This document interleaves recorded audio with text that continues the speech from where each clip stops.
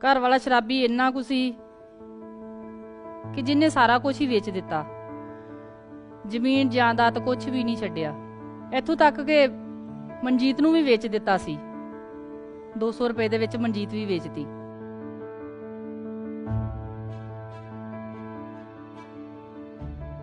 पंद्रह साल दी सी, मां दे कोलों आई सी।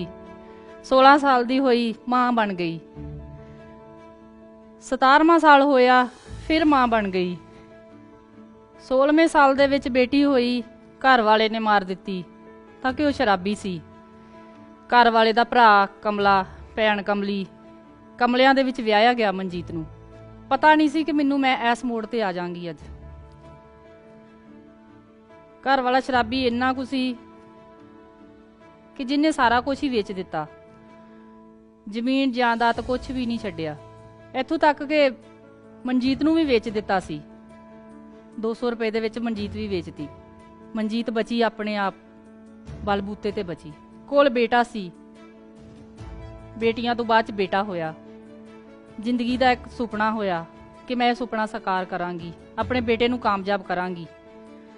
किद्दां करांगी? घर दे विच कुछ नहीं सी, किसे दा साथ नहीं सी।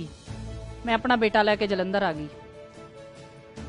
ਇੱਥੇ ਆਣ ਕੇ मैं लोगों के घर झाड़ू पोचे भी कीते, मैं लोगों का काम भी किया। फिर मैनू एक गड्डी दिसी, तुहानूं दस्सिया मैं इत्थे कि मेरा घर वाला शराबी सी। जदों शराबी सी मैं अपनी कदे घर सहुरियां दे रहिंदी सी, घर वाला कुटदा सी, अपनी मां को जांदी सी। मां को जांदी सी, मां बीमार रहिंदी सी। उन्हां नूं लैके असीं हॉस्पिटल जांदे सी। मां मेरे नाल ज़्यादा प्यार करदी सी, मैं छोटी सी। उन्हां नूं एंबूलेंस दे विच लैके आउंदे सी। जदों देखते हुंदे सी कि एंबूलेंस चलदी किन्नी सोहनी लगदी है, सारे रस्ते मिलते आ, सारा कुछ मिलता है। शौक जाग गया एक मन दे विच कि मैं सीट ते बवांगी, मैनूं किन्ना सोहना लगेगा। पर मैनूं नहीं सी पता कि मेरी किस्मत जिहड़ी मैनूं इत्थे लैएगी। उस तो बाद एक शौक सी ड्राइवरी दा जिहड़ा।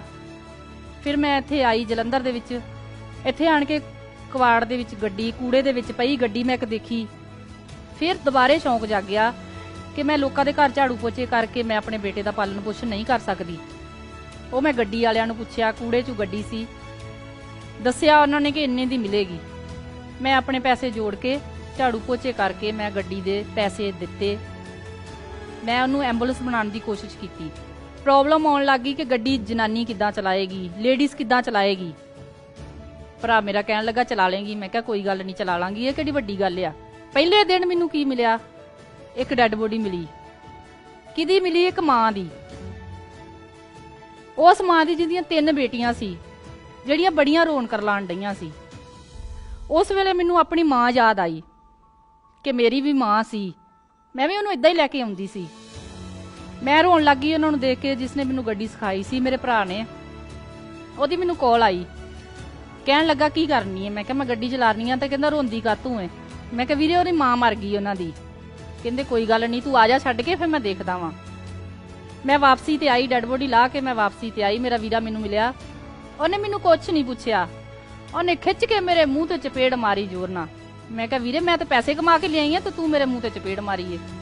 कहंदा चपेड़ तेरी इस गल दी है, जां तू गड्डी चला लै ते जां बह के मां नूं चेते करके रो लै। मैं उस तो बाद अपना पिछा भौं के नहीं देखिया। मेरा मन पत्थर हो गया, मैनूं रोन नहीं आया। गड्डी चलांदियां मैनूं कई मुश्किलां आईयां। पहली मुश्किल मैनूं आई कि पुलिस मुलाजम मेरे नाल बैठा है, रात दा टाइम, बरसात, पूरे जोरां ते। डैड बॉडी लैके दूर जानी सी, कोई एक्सीडेंट सी किसी मुलाजम दा। एक गड्डी मेरे पिछे पुलिस दी भरी, एक मेरे अगे, एक मुलाजम मेरे नाल बैठा है। लोकी कहंदे ने सुरक्षा करदी पुलिस हर किसे दी, पर मेरी नहीं कीती। मेरे नाल बैठे मुलाजम ने उन्हें इन्नी गंदी हरकत की कि मैं अज भी वो सोचनी तो मेरा दिमाग पागल हो जाता है। जदों नहीं हटिया उस तो बाद मैं गड्डी बाहर शहरों ला के विच रोड ते गड्डी खड़ी की। अगे वाली गड्डी निकल गई, पिछे वाली रुकी रही। मुलाजम आए, उन्होंने हिम्मत नहीं पई कि एक लेडीज बाहर निकली, इन्हें पुलिस वाले नूं कॉलर तू फड़िया और क्यों उन्होंने तड़ां मारी जान डई है। उन्होंने मैनूं पुछया तुसीं क्यों मारदे हो? मैं कहा अगर तुहाडी मां इत्थे जां भैण बैठी हुंदी ना, अज वो भी इसे तरह ही मारदी जिस तरह मैं मारन डई हाँ। मैं उसनूं कॉलर तू फड़िया, अपनी गड्डी दे विच जो भी मेरे को हथियार सी मारे, दना दन मारियां जिन्नियां भी सी। ਮੈਨੂੰ ਉਸ ਵੇਲੇ ਇਹ ਖੌਫ ਨਹੀਂ ਆਇਆ ਕਿ ਮੈਂ ਇੱਕ ਮੁਲਾਜ਼ਮ ਨੂੰ ਕੁੱਟਣ ਡਈ ਆ। ਮੈਨੂੰ ਆਪਣੇ ਆਪ ਤੇ ਆਇਆ ਕਿ ਮੈਂ ਇੱਕ ਜਨਾਨੀ ਆ, ਮੈਨੂੰ ਜਨਾਨੀ ਕਰਕੇ ਅੱਜ ਇਹਨੇ ਟੌਰਚਰ ਕੀਤਾ ਏ। ਇਹਦਾ ਮੈਨੂੰ ਦੱਸਾਂਗੀ ਕਿ ਜਨਾਨੀ ਚੀਜ਼ ਕੀ ਆ। ਮੈਂ ਨਹੀਂ ਡਰੀ। ਮੈਂ ਉਹਨੂੰ ਪੁਲਿਸ ਮੁਲਾਜ਼ਮਾਂ ਨੂੰ ਇਹ ਕਿਹਾ ਕਿ ਜਾਂ ਇੱਕ ਡੈੱਡ ਬੋਡੀ ਨਹੀਂ ਲੈ ਕੇ ਜਾਵਾਂਗੀ, ਮੈਂ 2 ਜਾਵਾਂਗੀ, ਨਹੀਂ ਤਾਂ ਮੈਂ ਇੱਕ ਵੀ ਨਹੀਂ ਲੈ ਕੇ ਜਾਵਾਂਗੀ। ਮੁਲਾਜ਼ਮਾਂ ਨੇ ਕਿਹਾ ਮੈਡਮ ਨਹੀਂ ਇਦਾਂ ਨਹੀਂ ਤੁਸੀਂ ਕਰੋ, ਤੁਸੀਂ ਇਹ ਬੋਡੀ ਨੂੰ ਸਾਨੂੰ ਜਿੱਥੇ ਲੈ ਕੇ ਜਾਣਾ ਪਹੁੰਚਾ ਦਿਓ, ਅਸੀਂ ਇਹਨੂੰ ਬਾਹਰ ਕੱਢ ਲੈਂਦੇ ਆ।